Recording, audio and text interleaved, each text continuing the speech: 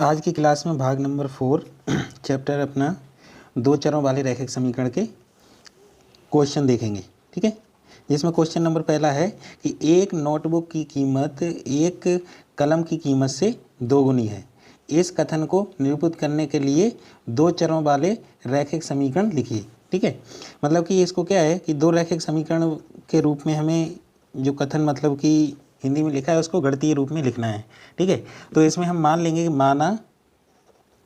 माना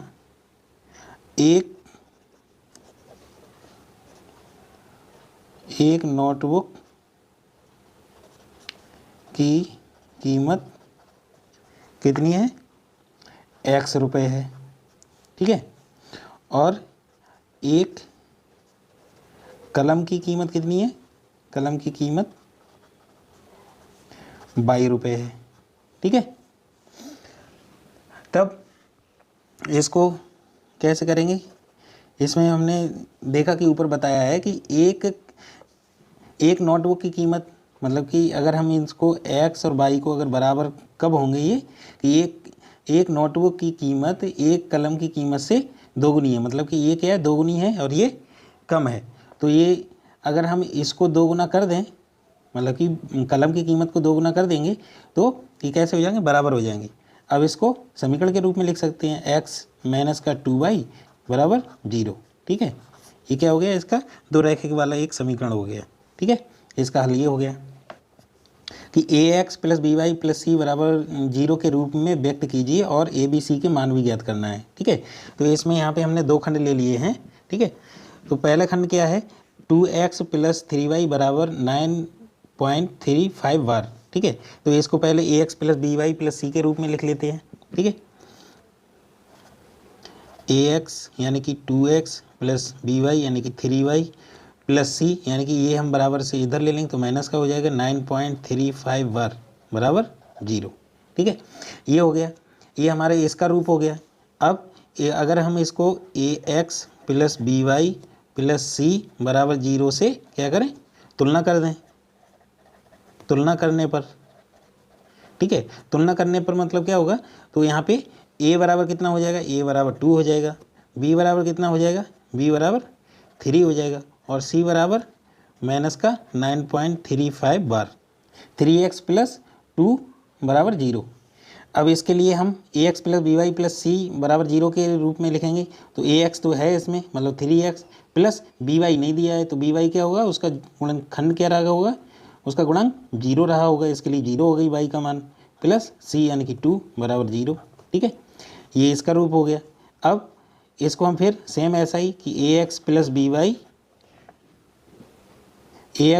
Y plus C बराबर 0 से क्या कर दें, तुलना कर दें। तुलना करने पर, ठीक है, करने पर तो क्या हो जाएगा, यहाँ पे a बराबर 3, ठीक है, और b बराबर यहाँ पे y का गुणनखंड इधर क्या है, 0 है, तो b बराबर 0 और c बराबर 2। ठीक है, ये a b c के मान। निम्नलिखित समीकरण में से प्रत्येक समीकरण के 4 हल लिखिए। ठीक है, इसमें 4 हल निकालना है। जो समीकरण जो दिया है 2x प्लस वाई बराबर 7 का 4 हल निकालना है। तो सबसे पहले तरीका हमारे भाई, इसमें क्या करेंगे, यदि x बराबर 0 रखने पर, किसमें, समीकरण 1 में, ठीक है, ऊपर वाली समीकरण 1 मान ली, तो इसमें 0 रखेंगे तो कितना हो जाएगा, 0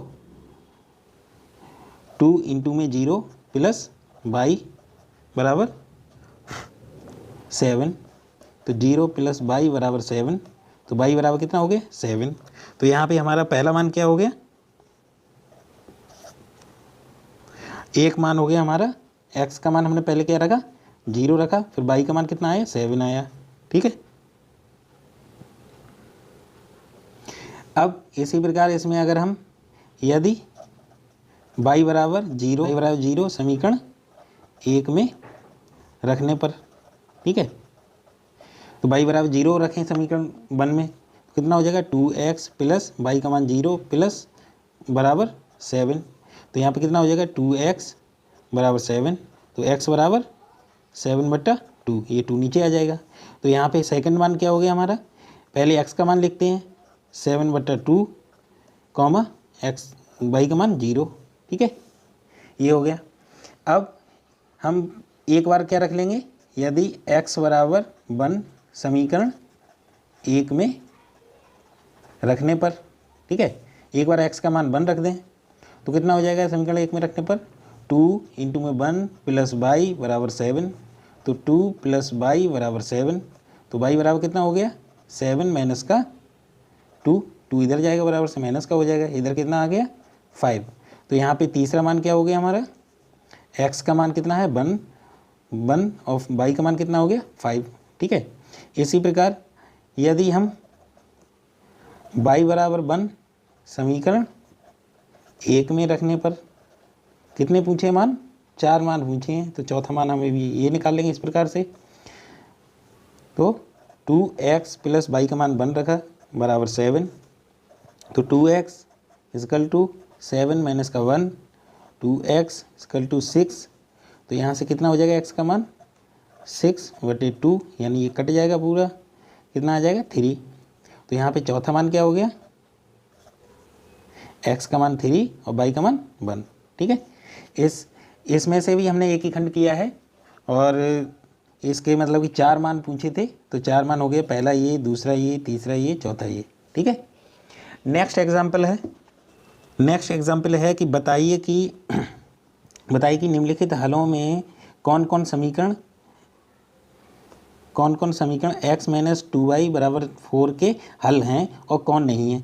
मतलब कि इसमें हल दे दिए हैं कि एक हल दिया है कि 0,2, 2,0, 4,0 और √2, 4 √2, ये इस समीकरण के हल हैं। जो समीकरण दिया है उसके हल हैं या नहीं है, ये हमें ज्ञात करना है। तो हल कब होंगे, जब हम इन हलों के मान रखेंगे समीकरण में, तब समीकरण कैसी होनी चाहिए, संतुष्ट होनी चाहिए, ठीक है, यानी लेफ्ट हैंड साइड बराबर होना चाहिए राइट हैंड साइड के।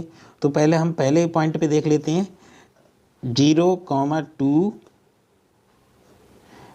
इसको हम समीकरण 1 मान लें, समीकरण 1 में रखने पर, ठीक है।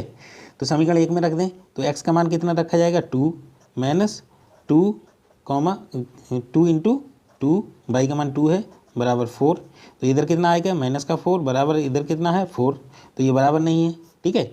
तो क्या होगा, इसको ऐसे लिख सकते हैं, आता है 0,2 समीकरण का हल नहीं है, ठीक है, ये समीकरण का हल नहीं होगा। इसी हिसाब से दूसरा इसमें दिया है, ठीक है, दूसरा समीकरण मतलब दूसरा पॉइंट रखें हम, जो दूसरा दिया है 2,0 समीकरण 1 में रखने पर, तब क्या हो जाएगा, x का मान कितना हो गया 2 माइनस 2 इंटू में y का मान कितना है 0 बराबर 4, तो यहाँ कितना हो जाएगा 2 बराबर 4, ये बराबर नहीं होगा, जब बराबर नहीं है तो ये भी हल नहीं होगा, ठीक है। इसी हिसाब से तीसरा पॉइंट रख दें हम, 4,0 समीकरण 1 में रखने पर, ठीक है, तब क्या होगा, x का मान कितना है 4 माइनस 2 इंटू वाई का मान कितना है 0 बराबर 4, तो ये 4 बराबर 4। इस समीकरण में क्या हुआ, मतलब कि इस पॉइंट पे समीकरण का मान क्या हुआ 4 बराबर 4, यानी कि लेफ्ट हैंड साइड और राइट हैंड साइड बराबर हुआ। तो इसमें हम क्या लिखेंगे, अतः 4,0 समीकरण का एक हल है, ठीक है, मतलब जिसमें right hand side left hand side बराबर आ जाएगा उसमें वो समीकरण का कैसा होगा, हल होगा। फोर्थ पॉइंट दिया है √2, 4 √2 समीकरण 1 में रखने पर, ठीक है। तो समीकरण 1 क्या है, ये है समीकरण 1, x का मान √2 माइनस 2 इंटू में y का मान 4 इंटू में √2 और बराबर 4, सीधे सीधे है कि अंडर रूट में है तो ये भी इसका मान होगा ही नहीं, √2 माइनस का 4 दूनी 8 √2 और 4, यहाँ माइनस का 7 √2 बराबर 4, ये भी बराबर नहीं है, ये बराबर नहीं है तो ये भी समीकरण का हल नहीं है, ठीक है। नेक्स्ट एग्जाम्पल है कि k का मान ज्ञात कीजिए जबकि x बराबर 2 और y बराबर 1 समीकरण इतने का, मतलब ये 2x प्लस 3y बराबर k का एक हल है। जब एक हल है तो इसका मतलब क्या है, ये समीकरण को संतुष्ट कर रहे हैं, तो हल करेंगे तो रख देंगे x और y का मान के का मान निकल आएगा। समीकरण कितना है 2x प्लस 3y बराबर k। अब इसमें x बराबर 2 और y बराबर 1 रखने पर, ठीक है, क्योंकि ये हमें तो दिया ही है कि x बराबर इतना रखें, y बराबर 1 रखें, तो x k का मान क्या होगा, ठीक है। तो यहाँ पे कितना हो जाएगा 2 इंटू में 2 प्लस 3 इंटू में 1 बराबर k, ठीक है। तो ये हो गया 2 दूनी 4 प्लस 3 प्लस बराबर k। तो k बराबर कितना हो गया 4 और 3 7, k का मान कितना हो गया 7, ठीक है। जो इम्पोर्टेंट केवल क्वेश्चन है उनको ही हमने दिखाया है, और कुछ अलग तरीके के हैं उनको मतलब एग्जाम्पल देखने का है, उस हिसाब से कर लेने का है। और इसमें नेक्स्ट एग्जाम क्वेश्चन है, इस टाइप से एग्जाम्पल भी कराया है। बिंदु क्वेश्चन है, बिंदु 2,14 से होकर जाने वाली दो रेखाओं के समीकरण लिखिए, ठीक है। इसमें क्या है, एक नहीं पूछा है, दो रेखाएं पूछी कि दो रेखाओं के समीकरण लिखना है और इस प्रकार की कितनी रेखाएं हो सकती हैं और क्यों, ठीक है। ये कारण भी बताना है हमें।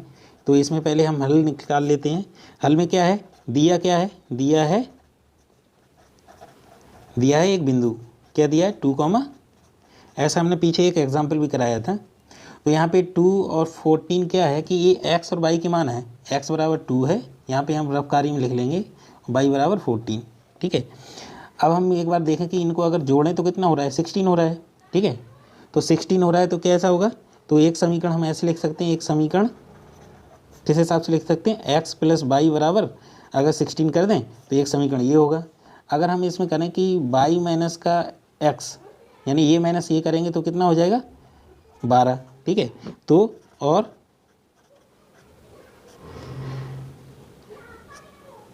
दूसरा समीकरण क्या हो जाएगा, y माइनस का x बराबर 12, ठीक है। दो समीकरण पूछी गई थी कि इस बिंदु पर दो समीकरण क्या होंगे, तो हमने पहले दोनों जो अचर हैं उनको जोड़ा, उस हिसाब से हमने एक समीकरण लिख दिया, और एक बार घटाया तो उस हिसाब से लिख दिया, ठीक है।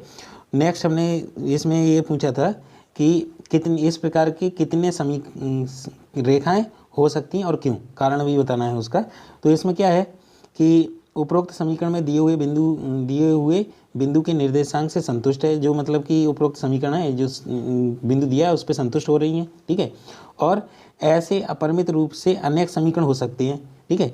जैसे कि एक समीकरण के एक अपरिमित रूप से अनेक हल हो सकते हैं, उसी हिसाब से किसी बिंदु से जो समीकरण बनेगी वो अपरिमित रूप से कितनी हो सकती हैं, अनेक हो सकती हैं, क्योंकि अपरिमित रूप से अनेक हल होंगे तो इस रूप से क्या होगा कि अनेक इसके क्या होंगे, समीकरण भी होंगे।